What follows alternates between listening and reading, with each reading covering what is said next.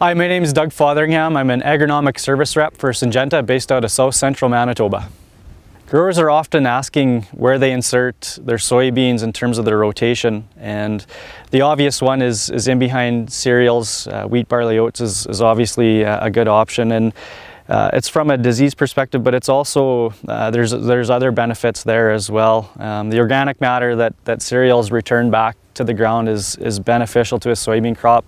Soybeans really do respond to organic matter in a soil profile. So that is one of the main reasons why we encourage that. Corn is another one. Although when we are dealing with corn, obviously trash management on the corn side of things becomes extremely important. And the other thing we want to manage for sure when we're planting soybeans into corn is just to kind of try to avoid planting soybeans on top of a corn row. When we do that, we quite often have poor emergence on those rows, which obviously limits our yield potential there.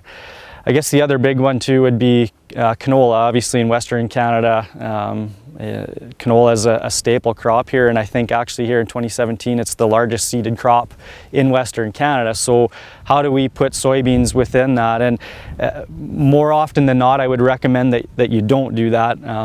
From a disease perspective, there's some issues there. Things like rhizoc and white mold cross over between the two crops, and so something that we really want to watch for.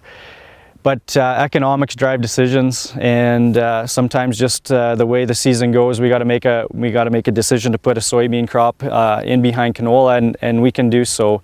But when we do that, we want to make sure that we're putting the right practices in place to manage that. So quite often a light tillage behind canola does help. It helps reduce some of the soil-borne diseases that we would deal with that would cross over into soybeans.